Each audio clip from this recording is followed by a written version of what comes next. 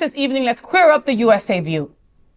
Here's your first look at New York City's Stonewall National Monument Visitor Center opening this Friday.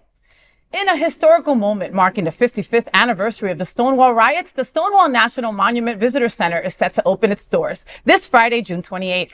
Located adjacent to the iconic Stonewall Inn in Manhattan's Greenwich Village, the Visitor Center commemorates the pivotal events of June 1969 that catalyzed the modern gay rights movement. The center, managed by LGBTQ+ advocacy group Pride Live, aims to provide a safe and inclusive space for visitors to learn, reflect, and share their stories. Diana Rodriguez, co-founder and chief executive of Pride Live, and her partner of 39 years, Anne-Marie Gothard, are the driving forces behind this project. Go Girl Power. Gothard is also the board chair at Pride Live.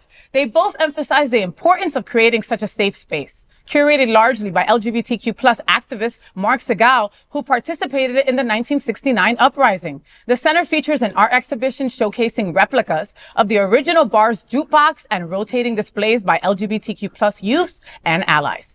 It's being accomplished in collaboration with the Parsons School of Design. Admission is free, made possible by corporate donations from companies like Google, Amazon, AARP, JP Morgan Chase, and Comcast NBC Universal.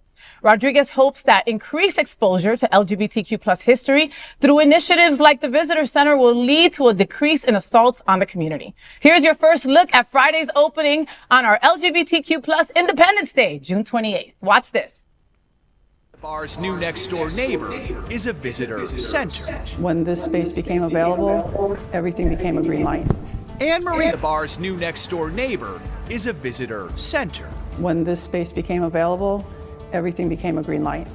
Anne-Marie Gothard and Diana Rodriguez, partners for 39 years, are the driving forces behind this project. They've raised more than $3.2 million to create an educational pit stop for those visiting the Stonewall National Monument, a rainbow-coated park right across the street. We think it's important to have this space that's a safe space, that's home for people to really walk in and learn, but also to share their stories.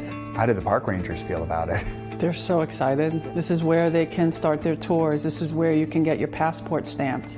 Aside from us, I think they're probably the most excited for us to open. Among the highlights, this jukebox, the same make and model as the one that was in Stonewall 55 years ago.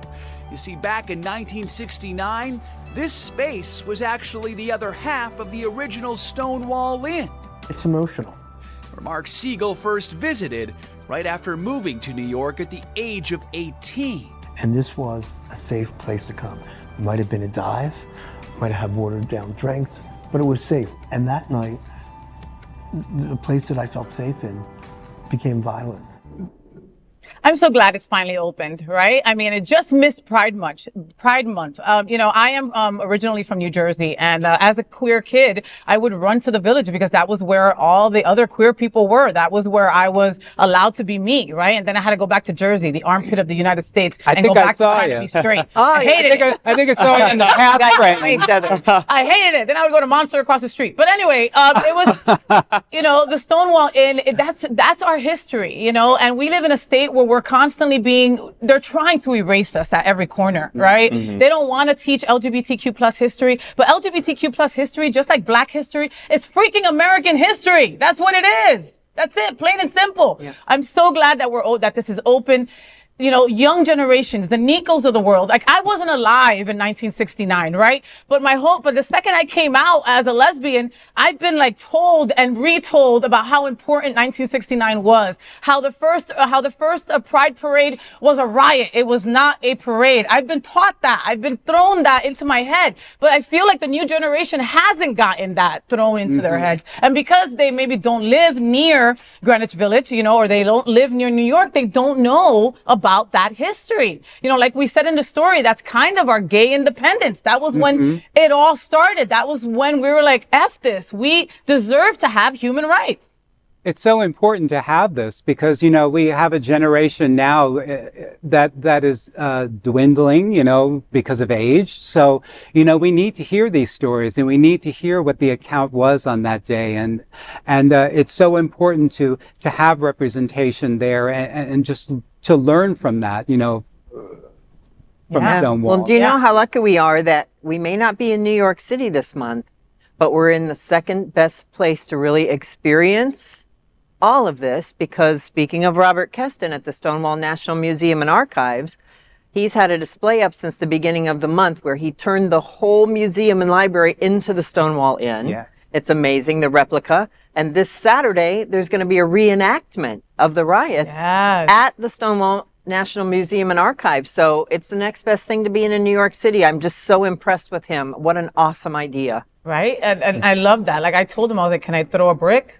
Can I throw a shot glass? Don't they have Nerf? I don't trust you with anything. With They have Nerf bricks. Yeah. I'm going to look tonight on Amazon for some Nerf bricks for us. How's that? There you go. I love that. That's the way to go, for sure. What does this make you think, Nico? I mean, you're the young kid at the table. Like, do you care about our history? Is it important to you? I love the history. I think it's a great monument, adding to the history, and just seeing the fact that, you know, the riots and history being made, it will never leave Stonewall and the Greenwich Village. So just because I know how, not to go off topic, but I know how like some, you know, teachers today, like they kind of just like, you know, throw it under the rug about like gay history, and it's kind of like a loophole in education today.